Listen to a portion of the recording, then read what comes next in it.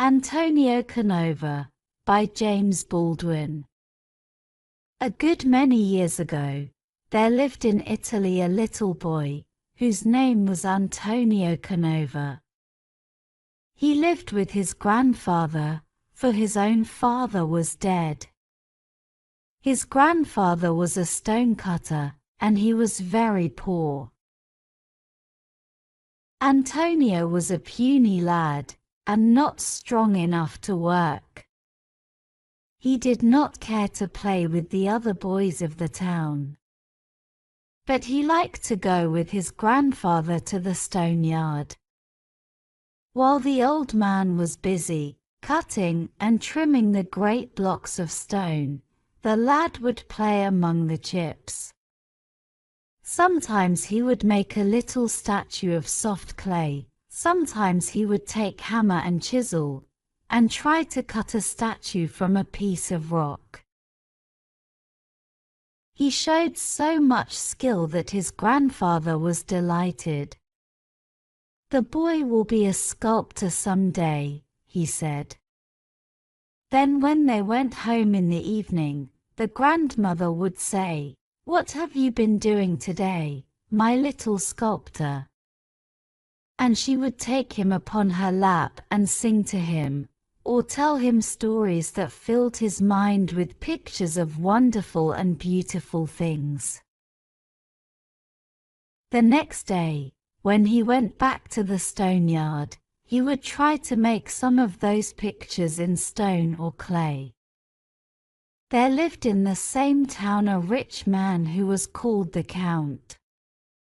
Sometimes the Count would have a grand dinner, and his rich friends from other towns would come to visit him. Then Antonio's grandfather would go up to the Count's house to help with the work in the kitchen, for he was a fine cook, as well as a good stone cutter. It happened one day that Antonio went with his grandfather to the Count's great house. Some people from the city were coming, and there was to be a grand feast. The boy could not cook, and he was not old enough to wait on the table, but he could wash the pans and kettles, and as he was smart and quick, he could help in many other ways. All went well, until it was time to spread the table for dinner. Then there was a crash in the dining room, and a man rushed into the kitchen with some pieces of marble in his hands. He was pale and trembling with fright. "What shall I do? What shall I do?" he cried. "I have broken the statue that was to stand at the center of the table. I cannot make the table look pretty without the statue. What will the Count say?" And now all the other servants were in trouble. Was the dinner to be a failure after all? For everything depended on having the table nicely arranged. The Count would be very angry. "Ah, what shall we do?" they all asked.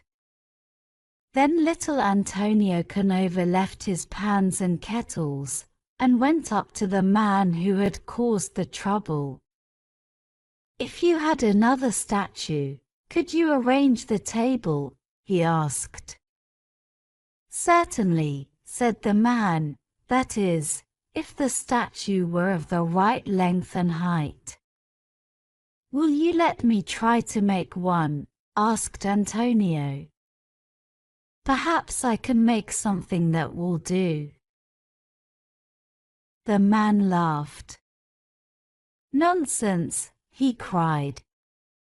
"Who are you, that you talk of making statues on an hour's notice?" "I am Antonio Canova," said the lad.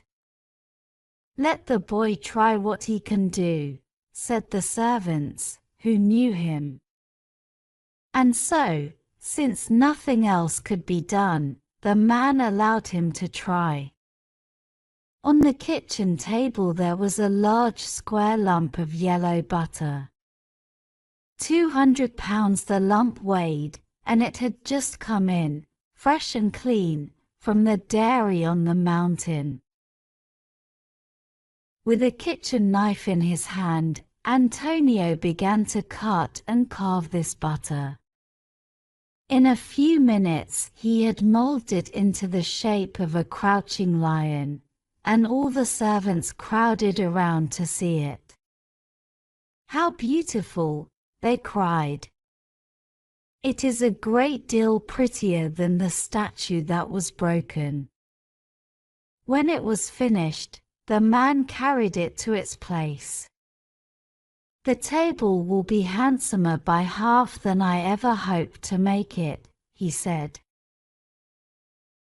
When the Count and his friends came in to dinner, the first thing they saw was the yellow lion.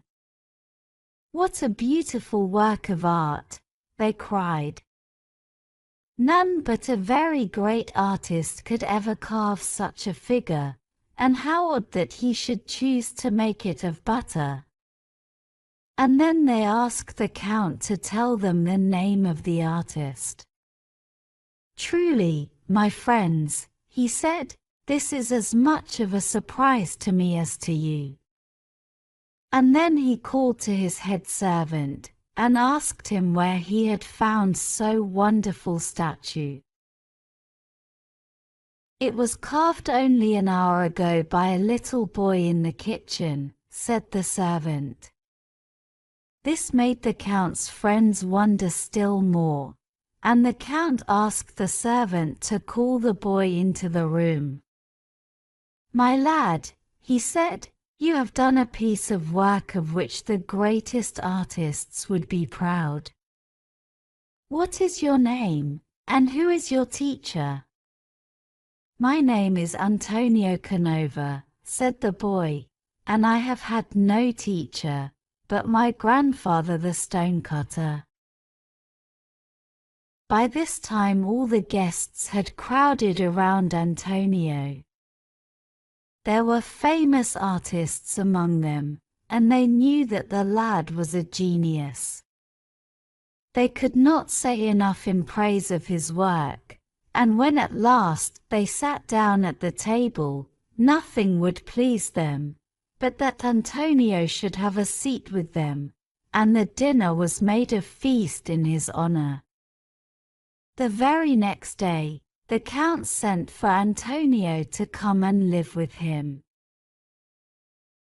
The best artists in the land were employed to teach him the art in which he had shown so much skill, but now, instead of carving butter, he chiseled marble. In a few years, Antonio Canova became known as one of the greatest sculptors in the world. Thank you for watching. Please like, share, subscribe for more videos, press the bell icon and select all to get notifications.